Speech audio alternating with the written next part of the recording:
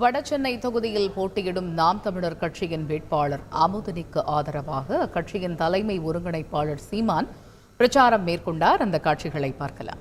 முடிஞ்ச பிறகு நம்ம அக்கா அம்மா குடத்து தொழில போட்டு 3 கிலோமீட்டர் உட்கார்ந்துருக்கணும்.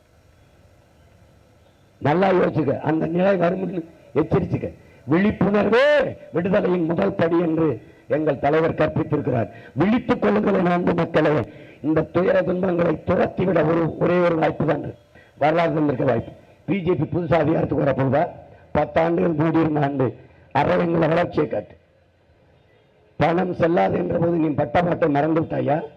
ஜிஎஸ்டி வரி வந்து இந்த நாட்டின் பொருளாதாரத்தை புதகுழியில் தள்ளியதை நீ மறந்து விட்டாயா?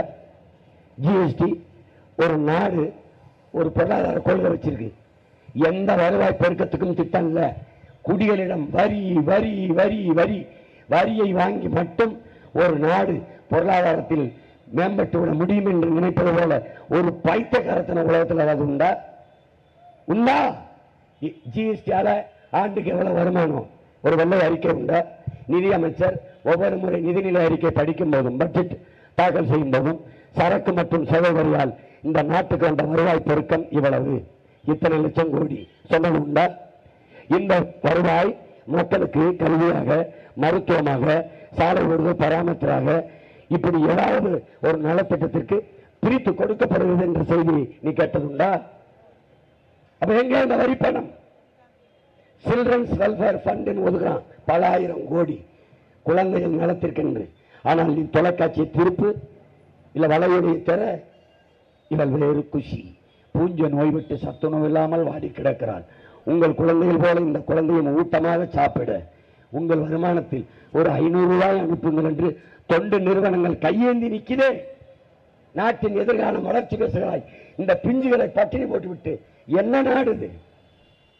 பல கோடிக்கணக்கான பச்சிளம் குழந்தைகள் பசியோடு உறங்க செல்கிறார்கள்.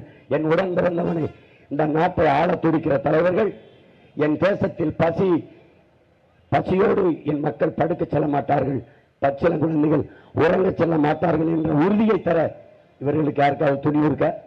சொல்லுவார்களா? முடியாது. மறுபடியும் இவர்களுக்கு வாக்கு செலுத்தி வலிமையா? பாரதிய ஜனதா ஆண்டு விட்டது. காங்கிரஸ் 10 ஆண்டு ஆண்டுச்சு.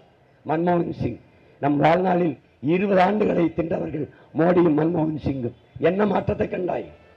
எதை கண்டாய்? திமுகவுக்கு 39 உறுப்பினர்கள் கொடுத்தாய். உன் உரிமைக்காக இந்திய நாடாளுமன்றத்துக்குள் முழங்கிய முழக்கம் என்ன? இவர்கள் பேசிய பேச்சு என்ன? எந்த பிரச்சனையை தீர்த்திருக்கிறார்கள்? எந்த பாராளுமன்ற உறுப்பினர் பேரிடர் காலங்களில் ஓடி வந்து உன் கை கொடுத்து உன் கண்ணீரை துடைத்திருக்கிறார்? ஒருவரும் இல்லை. பிறகு அவர்களுக்கு ஓட்டு. மறுபடியும் எத்தனை காலத்துக்கு ஏமாறுவீர்கள்? வடசென்னை தொகுதியில் போட்டியிடும் நாம் தமிழர் கட்சியின் வேட்பாளர் அமுதனிக்கு ஆதரவாக அக்கட்சியினுடைய தலைமை ஒருங்கிணைப்பாளர் சீமான் பிரச்சாரம் மேற்கொண்ட காட்சிகளை பார்த்தோம். செய்திகளை உடனுக்குடன் தெரிந்து கொள்ள உடனே சப்ஸ்கிரைப் பண்ணுங்க.